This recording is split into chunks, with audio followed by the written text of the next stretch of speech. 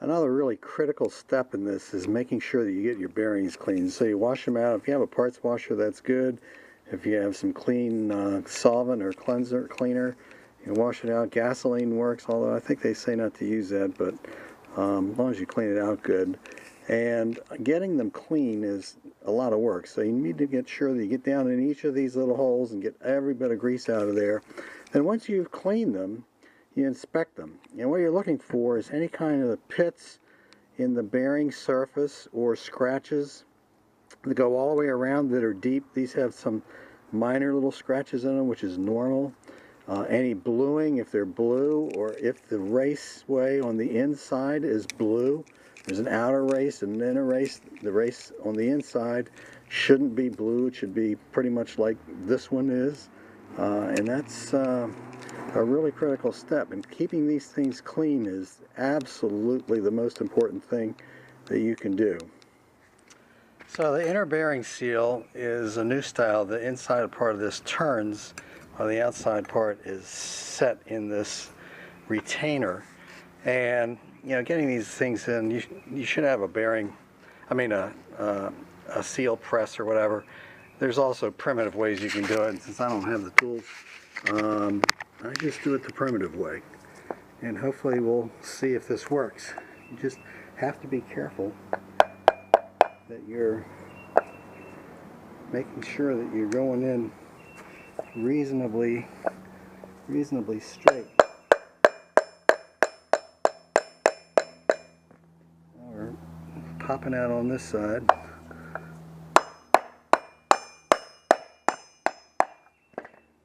We're popping out on that side.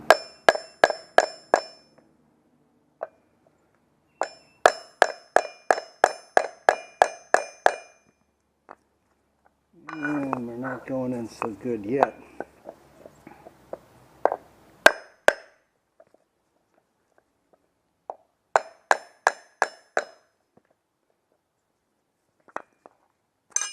Let's try starting over again.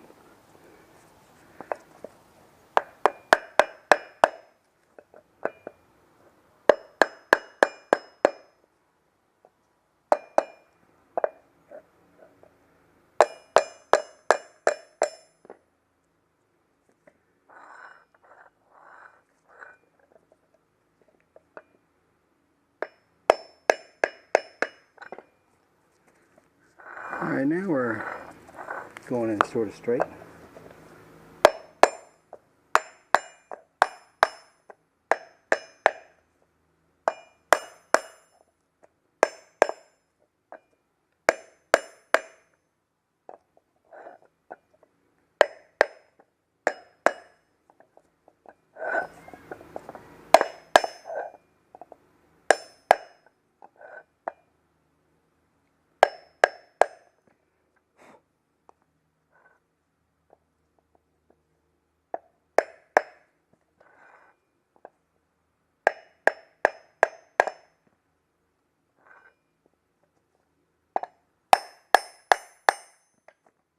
And we want to get in until it seats all the way around on this ring back here, on this rim back here. We're a little high right here. You can see it on both sides.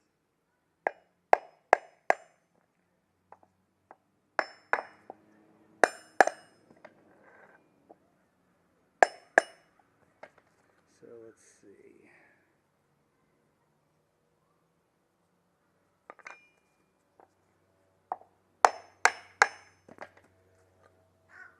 So it looks like it's in all the way around. And you can see that this now turns inside here the way it should. And the seal is seated. So of course while you're cleaning and checking things, the next thing to clean is the hub and make sure that it's completely clean too. And then you check these races inside. You have one on the outside here and one on the other side. And you need to make sure that they're not pitted or scored or rusty or in any way blued or look like they're showing any stress. And this one looks really good. 150,000 miles for the bearings and the races. Everything looks good. Alright, so now I just want to get any dust off of here. Should never spin the bearings with the air pressure. What I'm going to do is get a little bit of the newspaper dust and stuff off of that and wrapped up.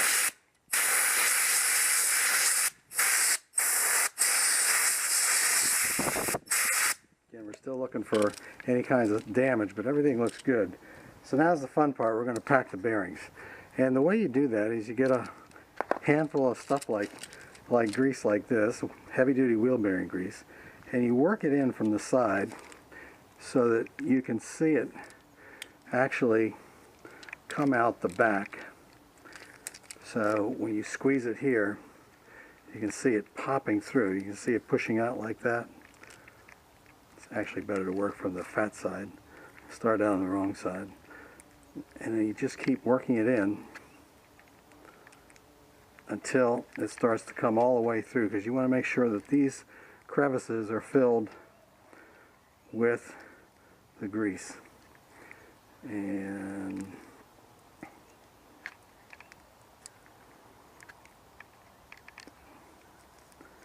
sort of like that. See it popping out? There it goes. Alright, and then once you do that, you drop it in here, put the seal in, and on the back, and that holds the back one in. Then you work on the front one. Okay. So this is what it looks like from the back side together. The screws are in, the seal retainer is in tight, the bearing is inside, and that bearing won't come out with that seal retainer in there, so you have to have that in first.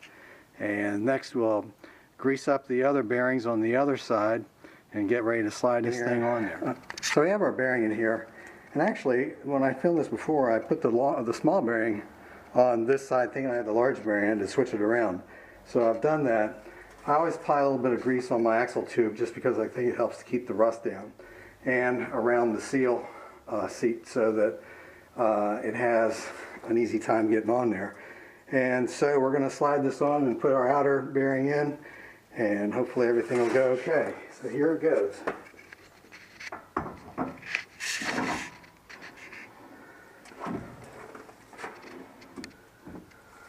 Like that.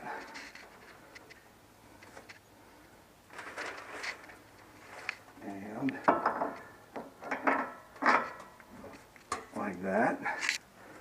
And then we put our adjusting nut on with the dowel goes out so that the ring that locks it in will be able to seat on that dowel. We're providing just a little bit of support here for the hub so it doesn't slide back off.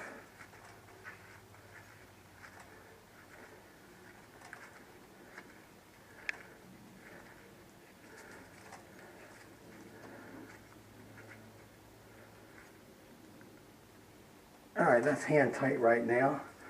Turns pretty well. Seems like it's on there pretty good. And then we'll do the adjustment next. Okay. Oops.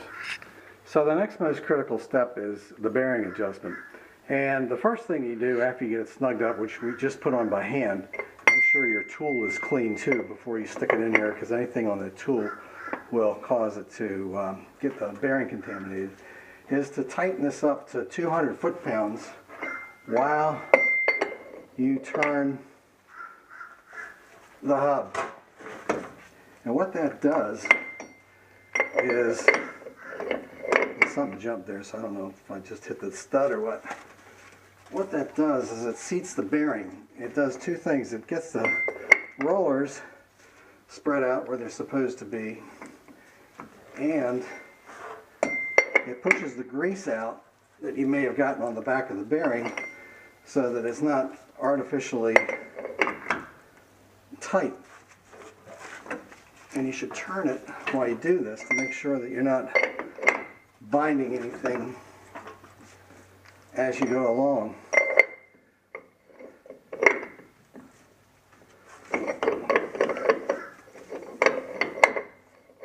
Lost my nut.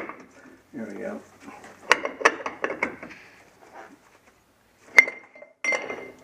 So I have to stand up.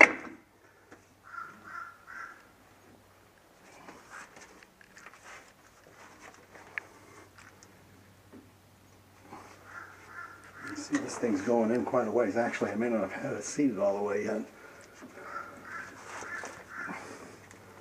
Now it's Now it's snug.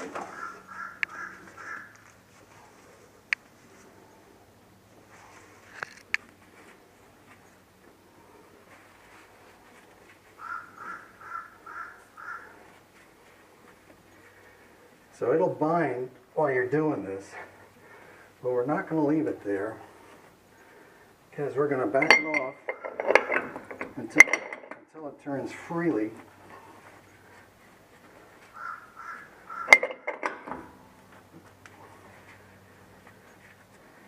And then we're going to put the adjusting nut on there, and that'll tighten it back up. So even though we'll back it off till it turns freely, we actually have to back it off more than that.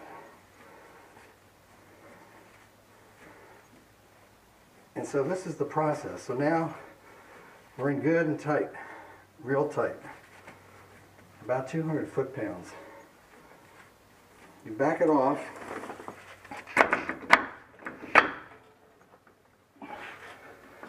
to about just loose. You see it turns freely now.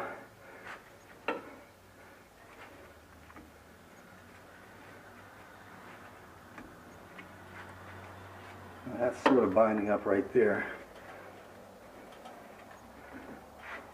Yeah, that's really bound up there. So now we're going to go through a process where we go back and forth until we get just the right setting. Usually if you turn it 1/6 of a turn back, about like that, then put the locking pin in, which would go in like this, and then put the locking nut on, locking ring on. That will give you what it'll be like afterwards, but you don't want it to be bound. You want it to be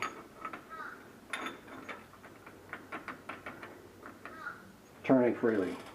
Okay.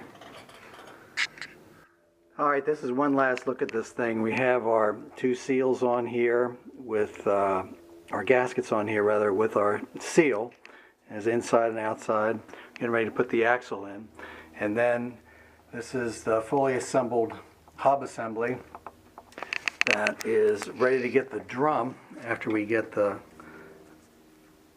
axle in. And you can see it turns freely, but it doesn't bind, and that's the adjustment that you want.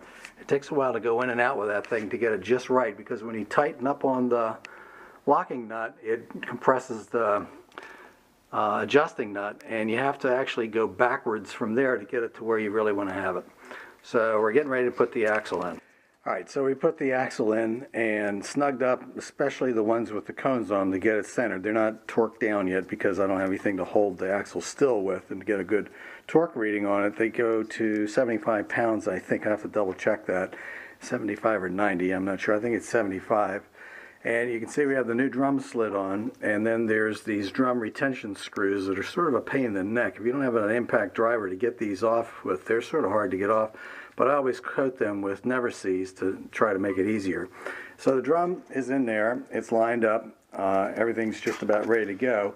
And the only other thing is that we want to make sure that on the back side, our shoes are lining up with the edge of the drum. It'll pull in just a little bit more when I tighten up the screws and put the lugs on it, and that'll give us just the right amount of clearance between the edge of the drum and the shoes, and then we'll be ready to put the wheels back on once we have that done, except for I'm going to paint everything first. We got new lock washers at every location, and hopefully when we tighten it down, nothing will break. So we have our drum retaining screws in, and we've coated them up good with Never Seez to make them easier to get out next time, if there is a next time. And there's one thing I wanted to point out to you. Remember I told you about those weep holes that came from the inside of the hub on the spinner inside, the slinger inside, that kept the water out of the seal? This is where they come out, and you can see that if it's traveling, the centrifugal force will force the oil, if there is any, out, or water if any gets in there, through this hole. And there was an opposing hole on the other side of the hub that let the water out. And so that's how that looks when this is assembled, just so that you get an idea of that. And then the other thing we're going to do is we're going to take this rod off of this brake chamber, and I'm going to charge the system up with air, and then I'm going to release the parking brake, which will draw the rod in. The reason why I don't want to do this assembled like this to the slack adjuster is that it could flip the S-cam in there and knock the rollers off inside where the brake shoes are up against the S-cam. And so we'll take that off, and then we'll adjust the S-cam to be able to line the hole up to put the pin in. And then when we get the pin in, then we'll adjust the brakes until they're tight the way they're supposed to be set. We'll release the parking brake, and apply the parking brake rather, and that'll lock the hub and the drum, and then I can torque these nuts down on the axle, and that'll be the last step before we put the wheels on. Alright, so this will probably be the last of the series, and everything's painted up. I just thought I'd show you a good use for those rubber gloves and the fingers. You just cut the finger off and stick them over your lugs, and no painted lugs. Anyway, we're ready to put the wheels on.